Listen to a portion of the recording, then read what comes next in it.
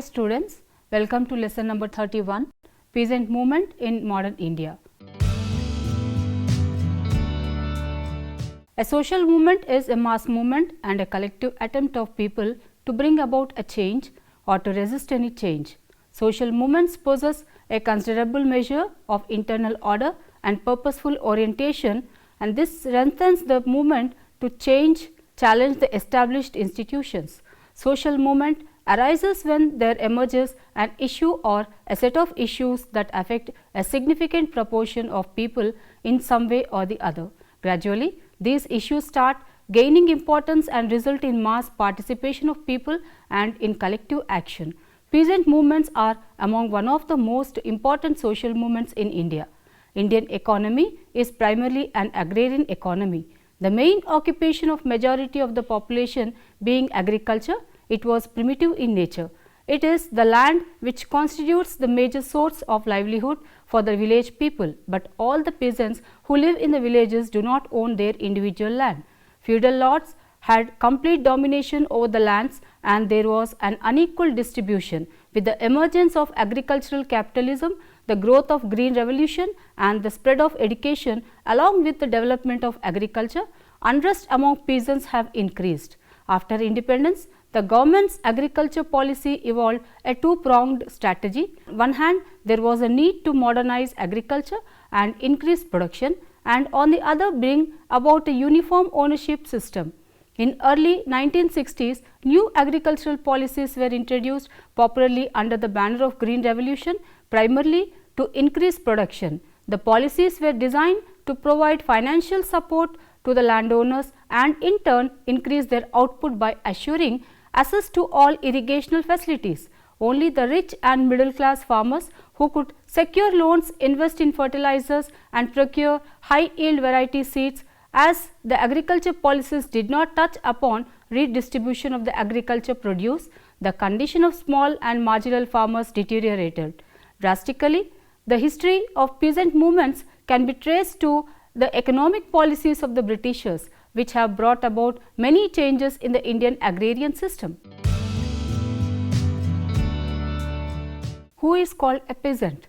People who depend on agriculture are differentiated in terms of their relationship with the land, such as owners of the land, absentee landlords, supervisory agriculturalists, owner cultivators, sharecroppers, tenants and landless labourers. In local language, they are known as kisans. The word kisan is often translated as peasant.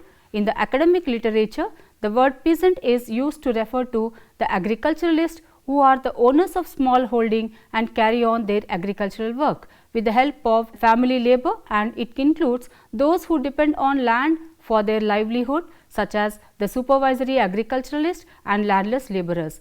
According to Jan Bremen, a peasant is one who tills the land. Thus, for the convenience, a peasant is one who generates income out of the land owned by him.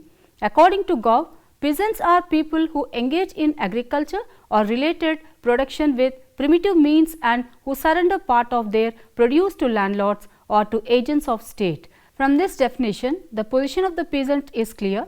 They who are subservient to the landlords. A peasant movement is defined as a relatively organized and continuous collective action involving violence or the threat of violence for securing more share in the control or ownership of land and its produce, and to abolish injustices which have arisen thereof. Types of peasants. Indian peasantry, as elsewhere, is not a homogeneous category. There are different types of peasant and the criteria taken for the heterogeneity of peasantry are also varied. Some rural sociologists have taken the ownership of land for peasant categorization. Some others have taken assets besides agricultural land ownership as the criteria for peasant categorization. However, the categorization varies from one empirical situation to another. One of the modest categorization of the peasants is given below.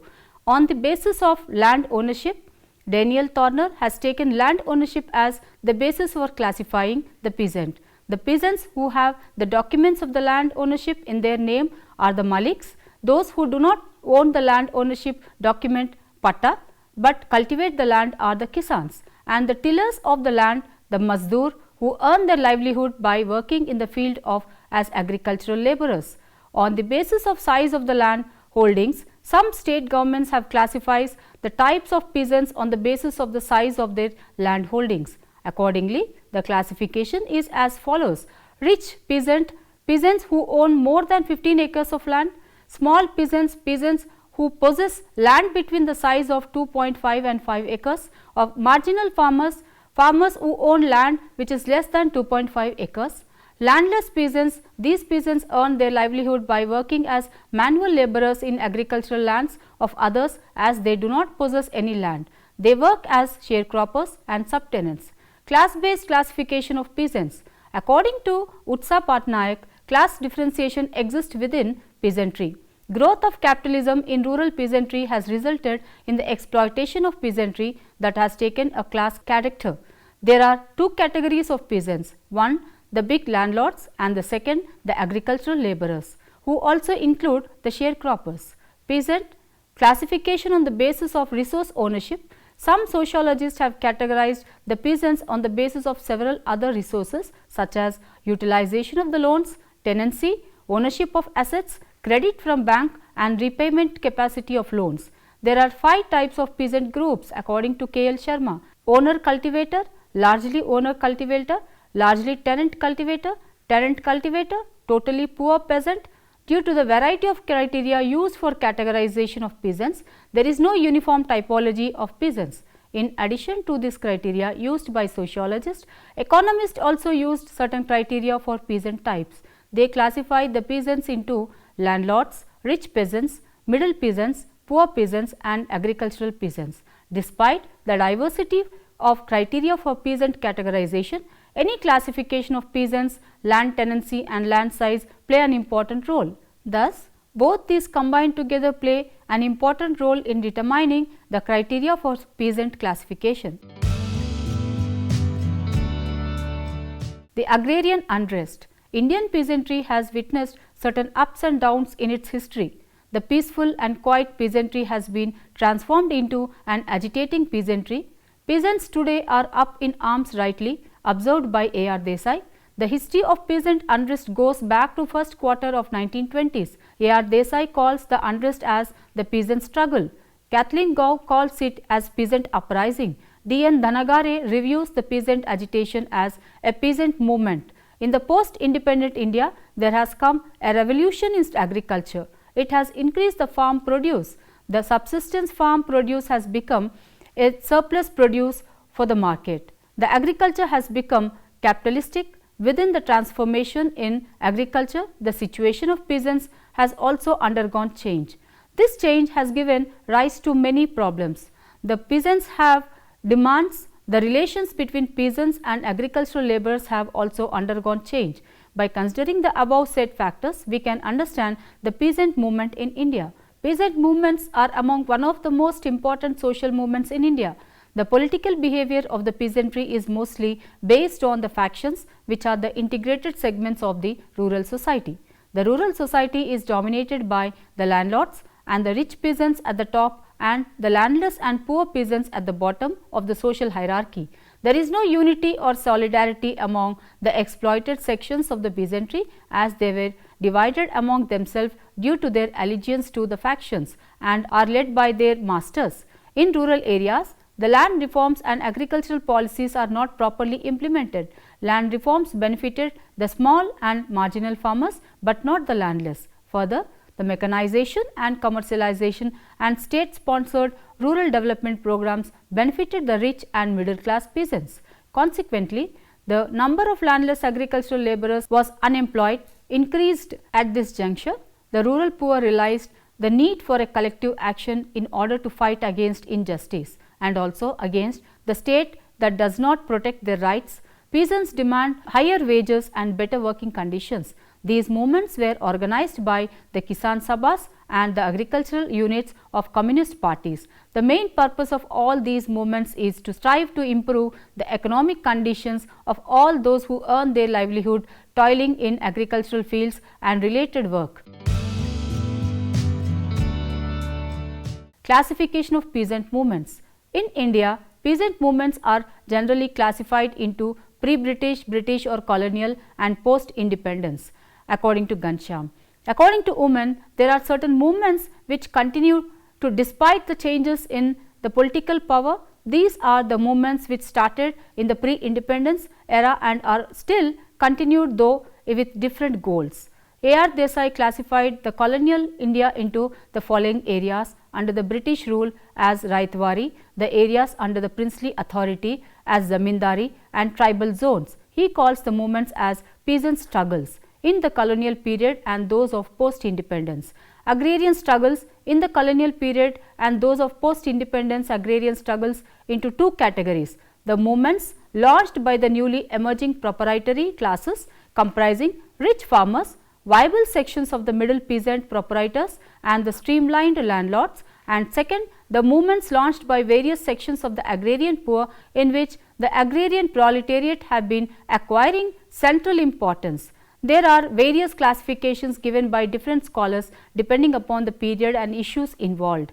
Neither in the pre-independent nor post-independent India there ever existed a unified pattern of agrarian structure, though in post-independent India there was a centralized political authority and a capitalist mode of production acting as driving forces. There has not yet evolved a unified agrarian pattern. The classification also varies in accordance with the theoretical framework.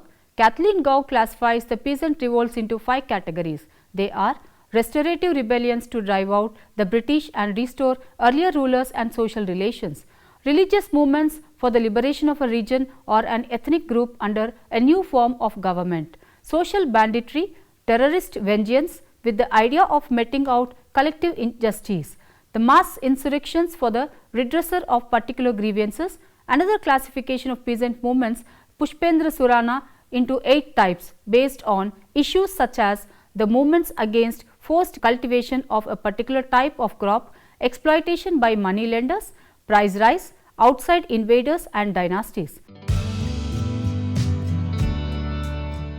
Peasant movements in India. The history of agrarian unrest can be traced back to the first quarter of 1920s. Many rural sociologists have used various terms for peasant unrest. For some of the unrest is called as a peasant struggle, for some others it is peasant revolution. Whatever may be the term, the fact remains that the post-independent India has witnessed an important revolution in agriculture. This revolution has increased the farm produce. It has now become the surplus farm produce for the market. Thus, agriculture has become capitalistic in nature. The change in the agrarian situation has resulted in a change in the situation of the peasant, which has given rise to many problems. The peasant demands were more, which brought about changes in relations between peasants and agricultural laborers. Let us discuss some of the important peasant movements in India. Peasant movements in pre-independence India. Champaran Satyagraha 1917. The Champaran peasant movement was a part of the wider struggle for independence. Gandhiji made the experiment of non-cooperation by leading the Champaran, that is in Bihar and Kheda, Gujarat, peasant struggles after returning from South Africa. These struggles were taken up as a reformist movement, but the idea was to mobilize the peasants for their demands. The Champaran peasant movement was launched in 1917-18. The main objective was to create awakening among the peasantry against the European planters. These planters exploited the peasants without providing them adequate remuneration for their labor. The European planters resorted to all sorts of illegal and inhuman methods of indigo cultivation. The peasants were not only exploited by the European planters but also by the local zamindars. Gandhiji studied the grievances of the Champaran peasantry. The peasants opposed not only the European planters but also the zamindars. It was in such a situation that Gandhiji took up their cause and launched the movement. Some of the important causes of Champaran peasant struggle are as follows. In Champaran, there was an enormous personal increase in the land rent. The peasants were compelled by the European planters to grow indigo, which curtailed their freedom of cultivation. The peasants were forced to devote their best part of land to cultivate crops according to the wishes of the landlord. The payment of wages was meagre to the peasants, which was not sufficient to earn their livelihood. The peasants of Champaran were living under miserable conditions and were suffering from abject poverty. The Champaran peasantry suffered a lot in the hands of European planters. landlords and government officials. Gandhi, who returned from South Africa at this time, wanted to practice his non-cooperation and satyagraha in India. The people of Champaran also accepted his leadership. Unfortunately, in the end the movement turned violent due to the incidents of Chowri Chowra. Gandhi was very unhappy with this incident. However, the Champaran struggle is considered part of the national movement. The Champaran Satyagraha took place in April 1917 in order to oppress the peasant of Champaran. The British government adopted very serious methods. The peasants were tortured for not paying the excess rents. Thus, the peasants of Champaran had to undergo severe suffering and misery. However, the movement has led to certain important outcomes. The Champaran Agrarian Act was assented by the Governor General of India on 1st May 1918. The ideology of non-violence had given much strength to the peasants who participated in the movement. The movement also contributed to the growth of nationalism. The Champaran peasant movement is described to be a success story in the history of peasant movements in India. There were few scholars who did not consider Champaran movement as a success story. The movement did not succeed to strike against the exploitation and discrimination with which the peasants suffered. The settlement made between the government and the peasants did not embrace the exploitation of our peasants by zamindars, and also this agitation did not lead up to any fight against the main causes for the terrible poverty and sufferings of Champaran peasants. The excessive rents and exorbitant incidence of debts. 𝗘𝗽 peasant struggle 1918. The 𝗘𝗽 peasant struggle is also known as no tax peasant struggle. It was a satyagraha launched in March 1919 under the leadership of Gandhiji, Sardar Vallabhbhai Patel and several others. The peasantry of 𝗘𝗽 consisted of patidars who were known for their skills in agriculture. The patidars were well educated. 𝗘𝗽 is situated in the central part of Gujarat and was fertile for the cultivation of tobacco and cotton crops. Some of the causes for the 𝗘𝗽 struggle were the government reassessed the 𝗘𝗽 land and the cultivated crops. On the basis of land data, the government increased the tax, which was not acceptable to the peasants. The peasants had suffered a famine and this had resulted in a large scale failure of the crops. The government did not accept the failure of crops, but was insisted on the collection of land tax. Not taking the conditions of peasants into consideration, the peasantry made their enquiries and emphasized that the act of demanding the land tax in such famine conditions was not justified on the part of the government. The Gujarat Sabha, consisting the peasants, submitted petitions to the higher authorities of the province requesting the suspension of the revenue assessment for the year 1919, but the officials rejected the demands of the peasants regarding the non-payment of the taxes. When the government refused to consider the demands of the peasants, Gandhiji encouraged the peasants to resort to satyagraha. Thus, the 𝗘𝗽 Satyagraha was started in March 1919 under the leadership of Gandhiji, Vallabhbhai Patel and others. The government officials auctioned the peasants' cattle, confiscated their houses and took away their movable property due to non-payment of the land tax. The peasants were issued notices of fines and penalties by the government. The movement was terminated owing to the acceptance of some of the prime demands of the peasantry. Some of the achievements of the struggle were as follows. It was decided that the rich patidars peasants will pay up the land rent and the poor peasants were granted remissions. Due to this decision, the small and poor peasants, who are the majority, were very satisfied. The movement also created an awakening among the peasants about their demands. The peasants also indirectly sought their participation in the independence struggle. The impact of success was also recognized among the peasants of Gujarat and in neighboring states. Peasant movements at the eve of independence. Telangana peasant struggle. This movement was started against the Nizam of Hyderabad. The agrarian social structure in the Nizam's Hyderabad was of a feudal order. It has two kinds of land tenure systems, namely Raitwari and Jagirdari. Under the Raitwari system, the peasants owned patta and were proprietors of the land. They were registered occupants. The actual cultivators of the land were known as Shikmidas. The Khalsa lands were chieftains' lands. The Deshmukhs and Deshpandes were the hereditary tax collectors for the Khalsa villages. The Jagirdars collected the tax in the Jagir villages. The Jagirdars and Deshmukhs exercised immense power at the local level. The main commercial crops of the Telangana region were groundnut, tobacco and castor seeds, which were cultivated by the landowning Brahmins. the rise of Reddys and other peasant proprietors strengthened the higher caste. The urban groups, Marwaris and Muslims and Vaishyas showed in gaining and acquiring the lands. This resulted in sliding down the status of the peasant proprietors to that of tenants at will, sharecroppers and landless labourers. Some of the main causes for the rise of the Telangana movement are as follows. The Jagirdars and the Deshmukhs were the intermediaries and were responsible for collecting taxes from the cultivators. The cultivators were oppressed and exploited by these intermediaries who were appointed by the Nizam. They collected high taxes, manipulated the records, which resulted in the discontentment among the poor peasants. The Deshmukhs were called as Dora, which means the master of the village. This exploitation was legitimized and was known as Vetti system. Under this system, the landlord could force a family to cultivate his land, assign domestic or official works, which was obligatory on the part of the peasant's family and was carried on from generation to generation. A system of slavery known as Baghela was prevalent in the state of Nizams. Under this system, the tenants who have taken the loans from the landlords had to serve the landlord until the debt is repaid. The landlords used to maintain the records, which always showed that the Baghelas are still indebted to them. The Telangana movement did not just erupt suddenly. There were many factors which resulted in such insurrection. The condition of peasants reached its saturation by 1930. There was a lot of discontentment among the peasantry and they were waiting for a right opportunity to burst out and start a rebellion. Some of the consequences and outcomes of the Telangana peasant struggle are: the Telangana peasant struggle had a participation of mixed class of peasantry. The major achievement of this peasant struggle was that it brought together tenants, the sharecroppers and landless labourers for the first time. The movement secured the strength of the poor peasants. The Communist Party, which exercised its power over the whole state of Hyderabad for a long time, benefited from this struggle. There were few gains for the peasants on the whole. It was a failure as far as the demands of the poor peasants classes are concerned.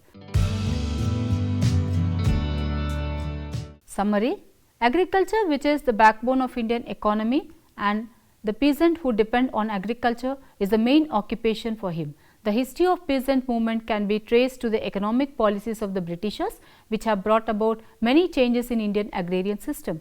The consequences of the British colonial expansion were felt the most by the Indian peasantry that rose in revolt from time to time. The peasant struggles in the contemporary India in different states are rooted in the process of modernization. India was a poor country and agriculture was primitive in nature. Further, feudal lords had complete domination over the lands and there was an unequal distribution.